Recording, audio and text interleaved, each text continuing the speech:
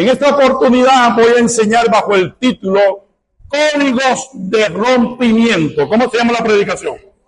Códigos de rompimiento. Entonces yo lo voy a invitar a que se coloque de pie, tenga la gentileza, colóquese de pie y voy a enseñar bajo el texto, con los textos de Deuteronomio capítulo 28, versos 23 y versos 24. Miren lo que dice la palabra de Dios.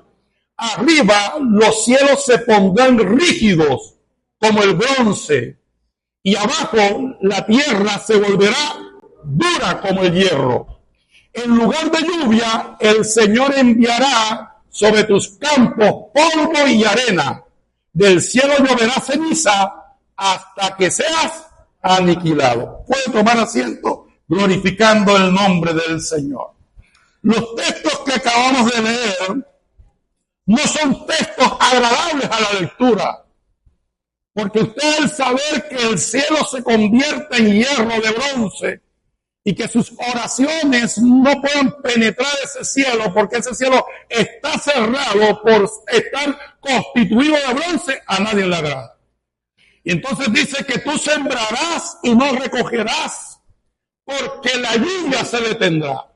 Es decir, son textos que nadie quisiera experimentar. Pero al mismo tiempo Dios nos ha dado la herramienta que si por uno o por dos o por A o por B motivo el cielo se cierra, nosotros tenemos instrumentos necesarios para romper ese cielo.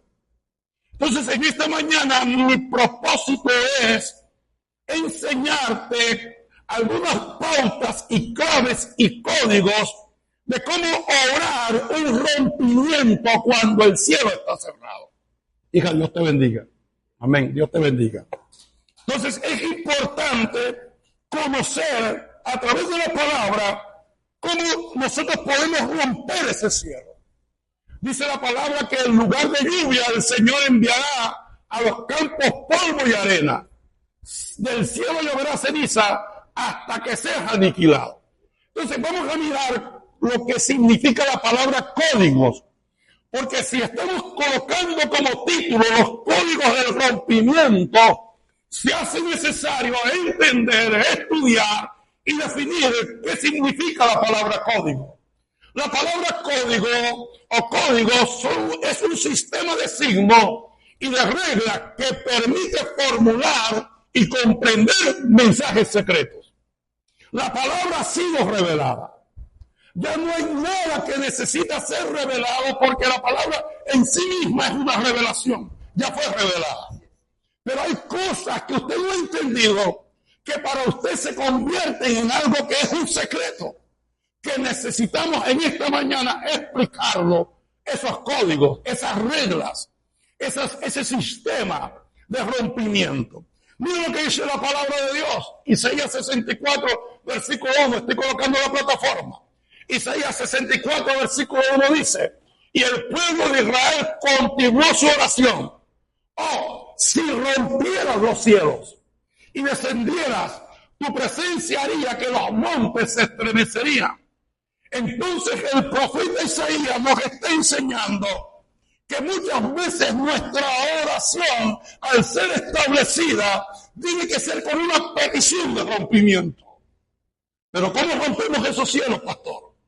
Pastor, ¿cómo yo rompo ese cielo cuando yo veo que nada sucede? Tengo meses de estar orando por esta necesidad, años de estar orando por este propósito y no lo puedo conseguir.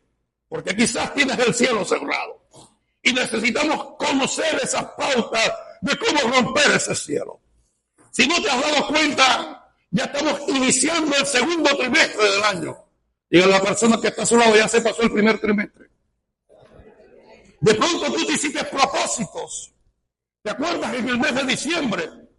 Hiciste propósitos, la que está gordita, el que está gordito. Este año sí voy a rebajar estos gorditos. Y resulta ser que tenemos una panza cervecera todavía. Amén. De pronto tú quizás dijiste, en este año me voy a proponer a leerme la Biblia. De pronto el mes de enero, los primeros días te se hizo fácil. El mes de febrero fuiste mirando y ya en el mes de marzo no la leíste. Te hiciste propósitos que no has podido alcanzar. De pronto dijiste en esta mañana, en este año sí voy a morir a la carne, no voy a coger más rabia, no voy a tener ese momento de ira, voy a poner mi carácter agrio, ácido, ese temperamento fuerte en manos del Señor. Y resulta ser que ya llevas 3, 4 peleas en tu casa y estás perdiendo la batalla con el carácter. ¿Por qué? Porque quizás tienes el cielo cerrado. Entonces, en esta mañana, para mí, es importante sí enseñarte y definirte qué significa un rompimiento espiritual. El rompimiento espiritual, mira lo que dice, es una intervención repentina de Dios que nos habilita a atravesar barreras y destruir obstáculos que impiden que el poder de Dios descienda. Entonces, cuando se habla de rompimiento espiritual, es una intervención de Dios que rompe con ese obstáculo que impide que el poder de Dios descienda. A eso se le llama rompimiento. Cuando usted está orando y el Señor interviene de una manera sobrenatural, rompiendo ese cielo de bronce, y entonces desciende de una manera maravillosa sobre su vida, eso es rompimiento espiritual. Mira lo que dice, mira lo que vamos a mirar en 1 Samuel capítulo 30. De los textos del 3 al 6, y vamos a sacar algunas enseñanzas de cómo David rompió el cielo. Vamos a ver esta historia porque esto va a estar maravilloso, va a estar bueno. Vamos a trabajar con estos textos. Primer libro de Samuel, capítulo 30, verso del 3 al 6. Ahí vamos a mirar algunas pautas de que David nos enseña cómo romper ese cielo. Mira lo que dice la palabra. Primero el libro de Samuel 33 dice: cuando David y sus hombres llegaron a la ciudad y vieron que estaba quemada y que se habían llevado prisioneros a sus mujeres, hijos e hijas, se pusieron a llorar a voz en cuello hasta quedarse sin fuerza. ¿Alguna vez has llorado hasta que has perdido la fuerza? ¿Alguna vez has llorado y tú has dicho, uy, qué tremendo, ya no tengo fuerzas para seguir adelante, y has derramado tus lágrimas delante de la presencia de Dios, delante de ese problema, delante de esa dificultad? Hoy te vas a identificar con David. David tenía el cielo cerrado. Dice, también habían hecho prisioneros a las 2 mujeres de David, a Ahinoam, la de Jezreel, y Abigail, la viuda de Nabal, el del Carmel.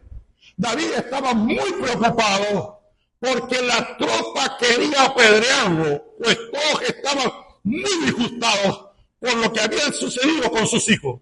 Sin embargo, ¿qué hizo David? Puso su confianza en el Señor, su Dios. Eso fue determinante. Para los que no conocen la historia, David está peleando en una región filistea llamada Aflec. David está peleando una guerra que no era de él, porque David se enroló en el ejército filisteo, enemigo del pueblo de Dios. David se puso los cueros, se puso los uniformes militares y se fue a pelear al ejército filisteo. Y dejó a su familia en Siclag allí, a sus mujeres, a sus hijos. ¿Y qué hicieron los amalecitas? Los amalecitas aprovecharon que David y sus hombres no estaban en el pueblo. ¿Y qué hicieron? Entraron, incendiaron la ciudad, la quemaron y se llevaron cautivas a las mujeres y a los niños.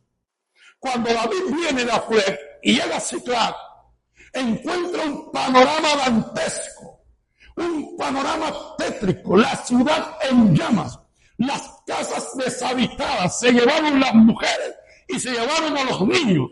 Y dice la palabra que los soldados de David empezaron a llorar amargamente hasta quedarse sin fuerzas. Los habitantes que quedaron en la tierra allí quisieron apedrear a David, porque muchos dijeron, si David hubiera estado aquí y los soldados de David hubieran estado aquí, no hubiera pasado eso. Y responsabilizaron a David de tal desgracia, hasta tal punto que querían matarlo. Pero dice la palabra que David, ¿qué? Se fortaleció en el Señor. Hoy vamos a mirar cuáles fueron las herramientas, las técnicas, los códigos que utilizó David para romper ese cielo. Un cielo de violencia, un cielo allí de muerte, de angustia. Vaya conmigo, número uno, decida salir de tu vida estacionaria. Eso es lo primero. Tú tienes que decidir salir de tu vida estacionaria. Vaya conmigo al primer libro de Samuel 36. Primer libro de Samuel 36. Dice la palabra, David estaba seriamente preocupado porque sus soldados, ¿cómo estaban? Angustiados. Y comenzaron a hablar de matarlo. Pero David halló fortaleza en el Señor, su Dios. En esta mañana es importante leer con detenimiento el texto. ¿Cómo estaba el pueblo? ¿Cómo estaba el pueblo? ¿En qué condición se encontraba? ¿Cuál era el estado donde estaba el pueblo? ¿Cómo era? Porque sus soldados estaban, ¿qué? Angustiados. Y dice la palabra que ellos lloraron hasta que las fuerzas le faltaron. En pocas palabras, no se necesita tener la memoria de Albert Einstein para poder entender que ellos lloraron por mucho tiempo. Fueron horas de llantos, quizás días de llanto, eran días de luto. Ellos decidieron quedarse en una estación. Ellos quisieron quedarse en una plataforma. ¿Cuál fue la plataforma en la cual ellos decidieron quedarse? ¿Cuál? La plataforma de la angustia. La plataforma de la preocupación, del llanto, del lamento. El portal en donde ellos decidieron quedarse fue en el lamento, en el dolor, y no hicieron nada, no se movieron para nada. Pero dice la palabra que un hombre que tomó la decisión de moverse, su nombre es David. Y dice la palabra, pero esa partícula de enlace, esa palabra con 4 letras, nos marca una diferencia.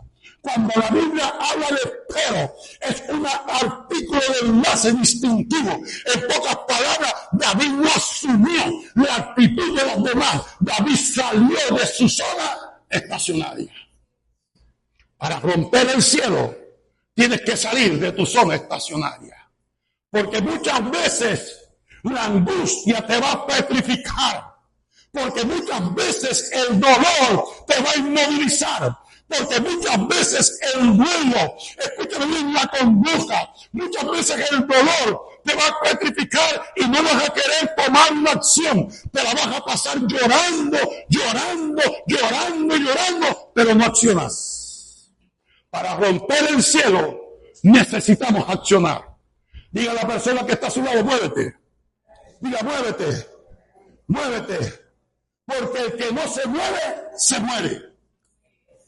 Porque el que no se mueve, se muere. Entonces David dijo, no, yo no voy a estar en la plataforma del dolor, en la estación del lamento, yo me voy a mover. Ahora, pastor, cuando usted habla de una vida estacionaria, ¿de qué está hablando, pastor? Te quiero definir qué es una vida estacionaria. Es una vida estática, sin progreso y sin cambios significativos, marcada por la rutina y la monotonía. Eso es la vida rutinaria. Esa es la vida estacionaria. Lo repito otra vez, es una vida estática, sin progreso y sin cambio significativo. Hay personas que están viendo que el problema se está aumentando, que la calamidad se está aumentando, que la dificultad vive multiplicándose, pero no toman acción. Hay que moverse. El cielo no se va a romper por sí mismo. El cielo se va a romper cuando tú acciones. Entonces necesitamos que movernos. David se movió. Otra definición de vida estacionaria es cuando una persona se mantiene en el mismo lugar, estado o situación por largo tiempo. Esa es una vida estacionaria. Nosotros tenemos que ser personas cambiantes. Nosotros tenemos que ser personas en movimiento, porque lo que no se mueve, se muere. Tú tienes que cambiar. Para romper el cielo necesitamos movernos. Y hay momentos en donde si tú no te mueves, Dios te empuja. Si tú no te mueves, Dios te va a empujar. Pastor, demuéstrame un texto bíblico. ¿Te acuerdas de Elías? Elías estaba cómodo en el arroyo de Querit y Dios le secó el arroyo para que se moviera. Y en esta mañana hay personas aquí en el lugar que no han podido entender ni discernir que Dios le secó el arroyo para que se muevan. ¿Sabes por qué Dios te secó el arroyo? Para que te muevas.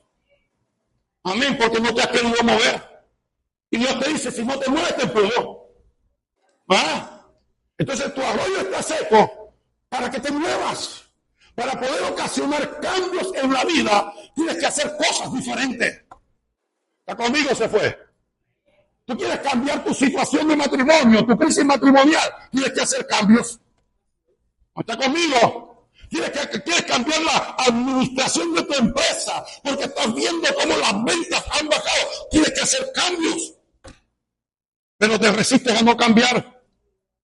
Te resistes a no cambiar y estás en una vida estacionaria, como el pueblo de Israel. Se quedó en la amargura, llorando, viendo a Siclac en llamas, viendo cómo se llevaban las mujeres y no hacían nada. ¿Sabes que hay gente, hermana Flores, que hay gente que está viviendo una crisis y no hacen nada? No buscan consejería, no cambian, no van a donde un psicólogo. Amén. Hacen siempre lo mismo, están viendo que su matrimonio se está destruyendo y no hacen cambio. Para romper el cielo hay que cambiar. Tienes que salir de tu zona estacionaria. Porque, como lo decía mi abuela, primera de abuela, capítulo 3, versículo 4, el que no se mueve se lo come el guereguere. Vaya conmigo, Esther, capítulo 4, 15, 6, 16. ¿Se acuerdan de Esther? Esther. Amán había dado una orden de matar a todos los judíos, colgarlos. Pero Dios había establecido a una mujer, había puesto a una mujer en el reinado.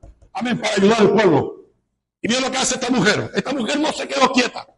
Porque si hay algo que tienen las mujeres, es el poder del movimiento. Me creyó Rocío nada más. Me creyó Rocío, la única que grita aquí es Rocío, pues. Las mujeres tienen el poder del movimiento. Amén. Y cuando el hombre no se mueve, la que se mueve es la mujer. Conmigo se fue. Y mira lo que hace Esther. Esther no ha podido quedarse quieta, que nos cuelguen a nosotros aquí, que nos ahorquen, que todos muramos aquí. Pero mira la decisión de Esther. Entonces Esther envió esta respuesta a Mardoqueo. Dice, ve y reúna a todos los judíos de Susa. ¿Para qué? Para que ayuden por mí. Que no coman ni beban. ¿Durante qué? 3 días y 3 noches. Mis criadas y yo haremos también lo mismo. Y después iré a ver al rey, aunque eso vaya contra la ley. Y si me matan, que me maten. En ese tiempo, quien iba a visitar al rey sin agenda, sin cita previa, moría. Y Esther no había pedido cita. Pero Esther dijo, yo estoy ayunando con mi pueblo. Y si me toca matar, que me maten. Pero yo no voy a dejar que mi pueblo lo maten. Eso es reaccionar. Tú tienes que moverte. Eso es tomar una decisión. Mira, los que están aquí, yo no sé cuántos físicos hay aquí. Cuando un cuerpo entra en reposo, escúchame bien, después de haber estado en movimiento, se necesita una palanca más fuerte para poderlo andar. Hay que tener fuerza para poder movernos. Pero hay gente que está allí como una piedra en el mar. Permíteme que te lo diga de una manera barranquillera, costeña, caribeña. Espíritu de marmotas. Diga, espíritu de marmota, ¡fuera! Hay mujeres que vienen a consejería y me dicen, pastor, es que mi esposo no toma la decisión, pastor, mi esposo no se mueve, pastor, es que empujarlo. Pero si no toma la decisión, tome usted, muévase usted. Para romper el cielo, hay que ¿qué? Como moverse. Yo prefiero aguantar locos que están empujando bobos. A mí porque me tienen que detener, a mí porque me tienen que agarrar, a mí porque yo cometo errores porque soy atrevido. Pero uno tiene que moverse. Está viendo que el agua la tienes al cuello, que tu empresa se está destruyendo, no haces cambio. Está viendo cómo tu hijo está sumergido en la droga y no haces cambio. Para poder romper el cielo hay que moverse. Entonces Mardoqueo se fue y cumplió todas las órdenes de Esther. Segundo, para romper el cielo hay que desarrollar una correcta percepción. ¿Qué hay que desarrollar? Una correcta percepción. 1 Samuel 36, es lo que dice. 1 Samuel capítulo 30, versículo 6. David estaba seriamente, ¿qué? Preocupado. Sí, porque los problemas nos preocupan. ¿Quién no se ha preocupado aquí? Amén. Y no es pecado, no es pecado, no es pecado. Cuando ay, pastor, pero es que usted ha predicado la predicación, usted ha predicado sobre la preocupación, sí, pero la preocupación crónica, patológica. Pero todos nos hemos preocupado. Y David, ¿qué? Se preocupó. Pero David no se quedó en la preocupación. No se quedó en el portal de la preocupación. No se quedó en la estación de la preocupación. Dice, David estaba seriamente preocupado porque sus soldados estaban como angustiados. Comenzaron a hablar de matarlo. Pero David halló fortaleza en el Señor su Dios. Esta es una manera diferente de ver el problema. Amén. Los problemas tú los puedes ver desde dos ángulos. Los puedes ver desde el ángulo negativo, donde le das una lectura negativa al problema y dices, esto no tiene solución. ¿Para qué iniciar algo? Si esto ya está muerto, esto no va a resucitar, él no va a cambiar, ella no va a cambiar. ¿Para qué insistir? Lo puedes ver desde ese ángulo. O lo puedes ver desde el ángulo de la fe. Está duro, está complicado, está oscuro, pero Dios hará algo. ¿Desde qué ángulo estás viendo tú el problema? ¿Desde qué perspectiva estás viendo tú tu situación?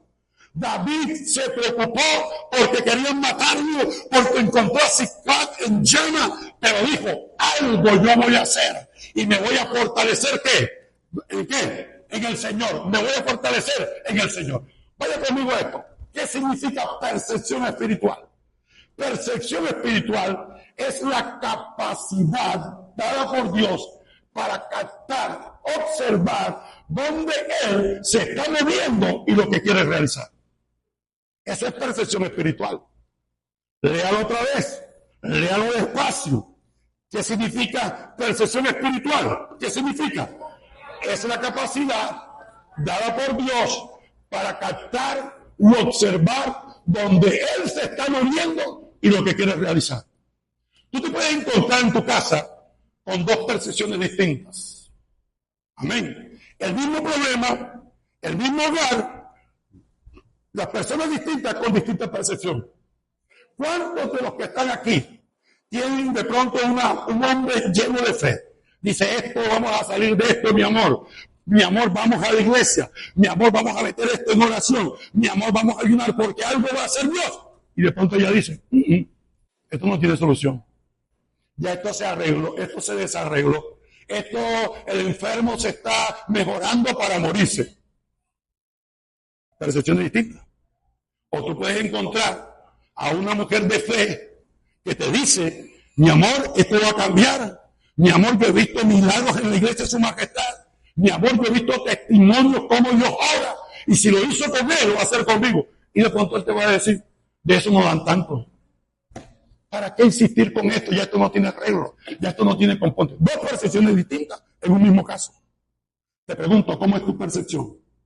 David utilizó una percepción distinta. ¿Por qué ellos se angustiaron y lloraron hasta que le faltaron fuerza? ¿Y por qué? ¿Por qué decidieron quedarse en esa estación? Pero David dijo, Dios hará algo. Y eso lo fortaleció.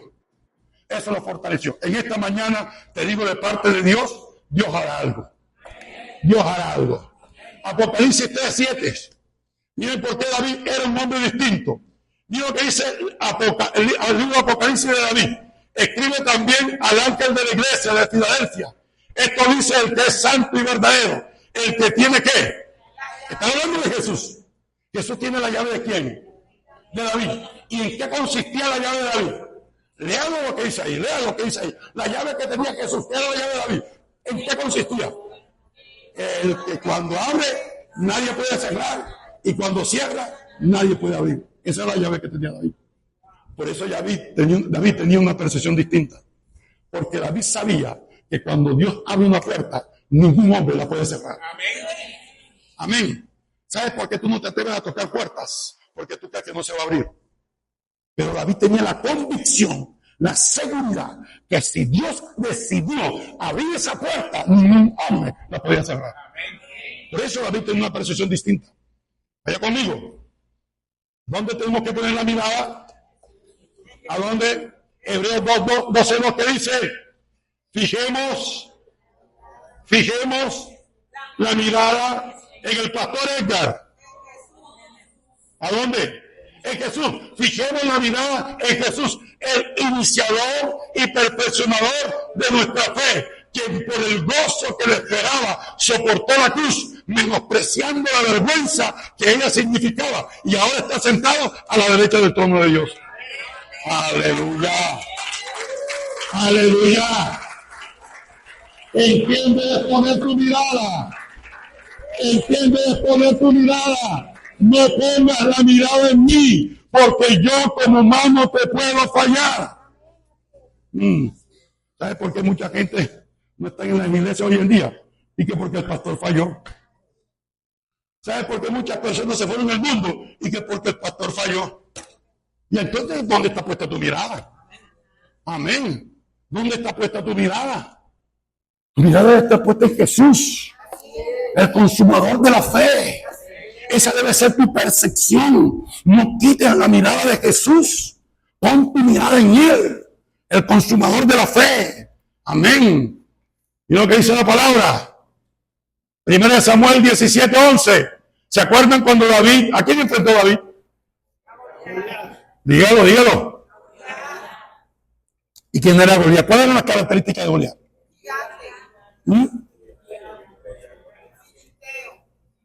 Filisteo, Paladín, que estaba más armado que Rambo. Mira, Rambo delante de Goliat era una Barbie.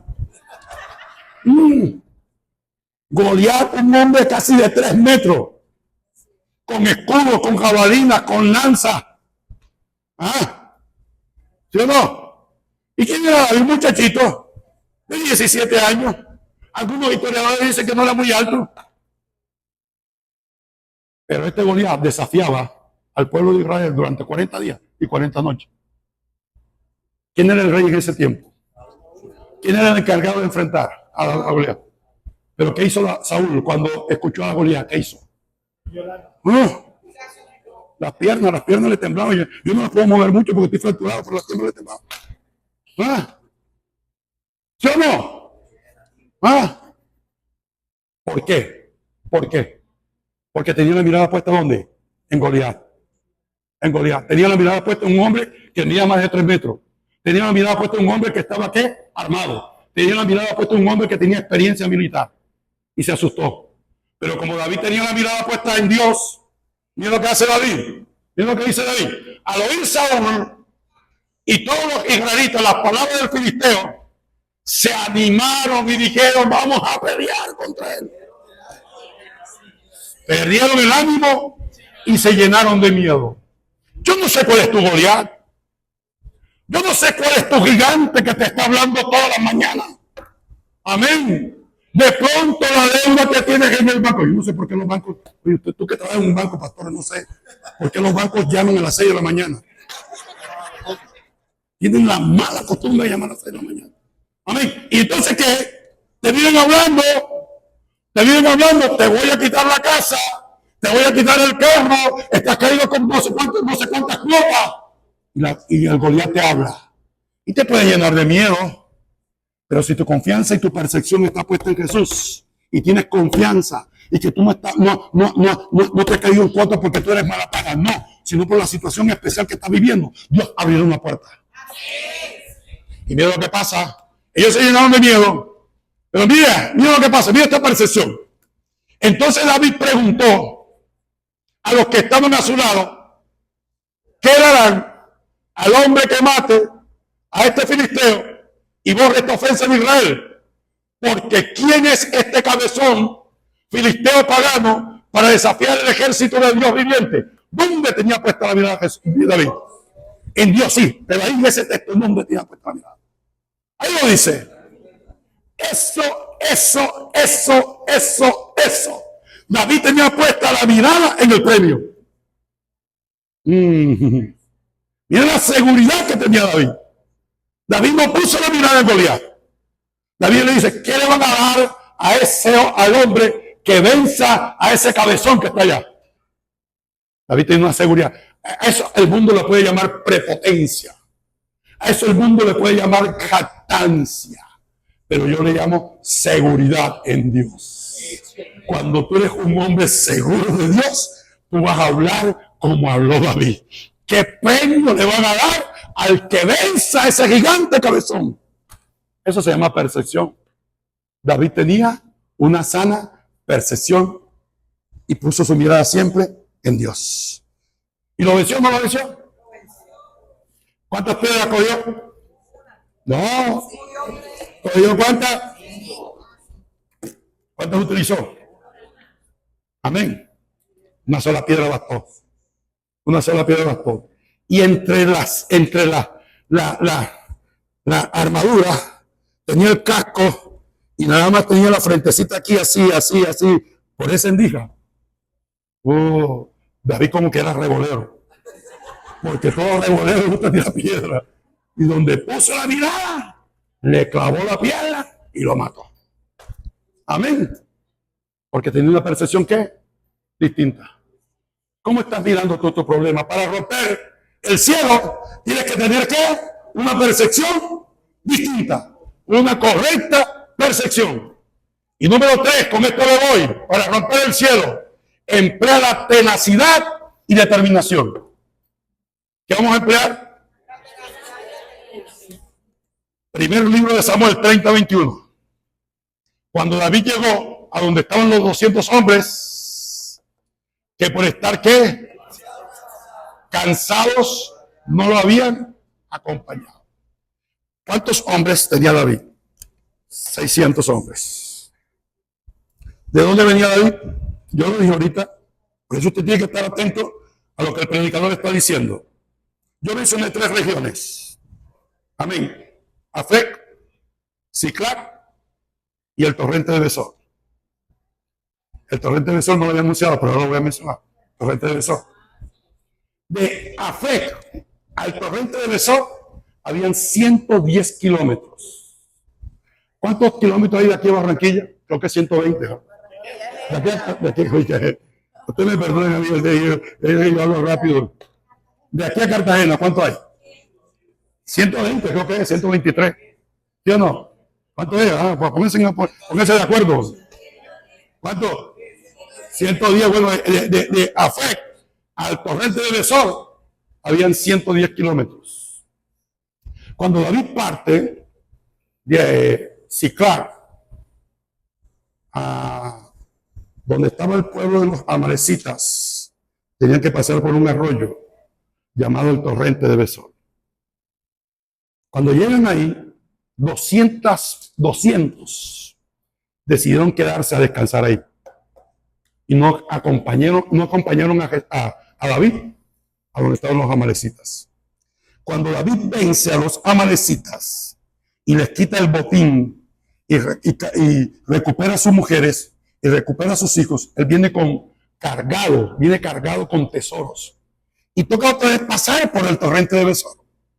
Entonces los que estaban ahí dijeron, wow, qué tremendo. Yo sabía que ustedes iban a conquistarlo. Y querían del botín. Amén, sin pelearlo.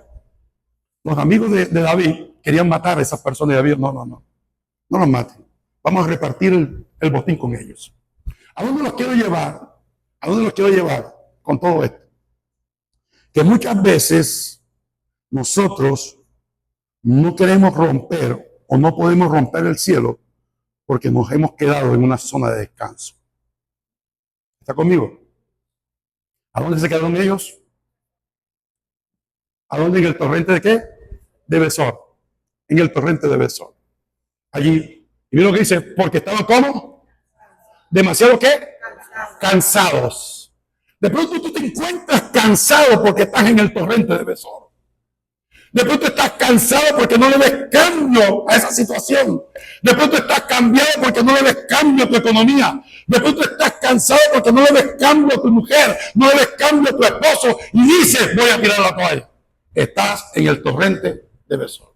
La persona que está en el torrente de Besor, producto del cansancio, dice, ¿para qué yo lo voy a volver a intentar? Las personas que están en el torrente de Besor, producto del cansancio, dice, ¿para qué voy a otra vez a intentarlo otra vez? Si lo he intentado muchas veces, esto no tiene cura, esto no tiene arreglo. Y entonces, ¿qué? Te cansas. Y producto del cansancio, no lo quieres volver a intentar. Porque una de las cosas que hace el problema es que nos drena nuestras fuerzas. Nos va drenando nuestras fuerzas. No te estoy hablando de un cansancio físico.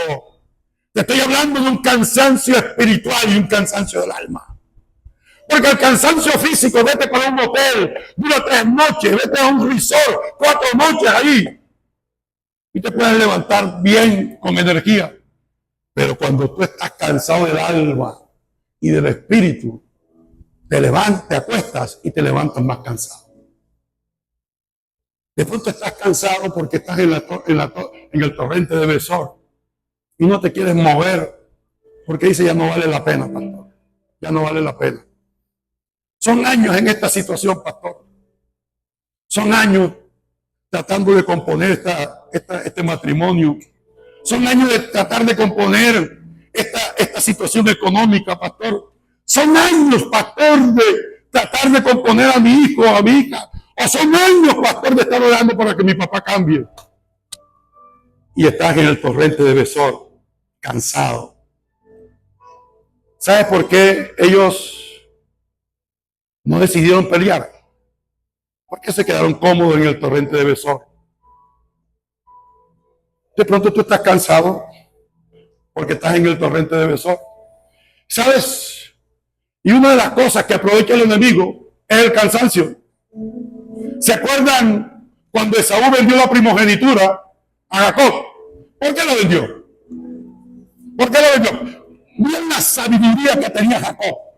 Jacob aprovechó el momento de cansancio de Esaú para venderle la primogenitura. Dice la palabra que Esaú venía ¿qué? Cansado del campo. ¿Y cuál fue la reflexión que sacó Esaú venido del campo, del cansancio? ¿Cuál fue? ¿Cuál fue la conclusión? ¿Cuál fue la decisión errada que tomó Esaú, producto del cansancio? ¿Para qué me sirve esta primogenitura? Y vendió la primogenitura a Jacob. Amén. Y después cuando quiso recuperarla, la lloró. Pero ya era demasiado tarde.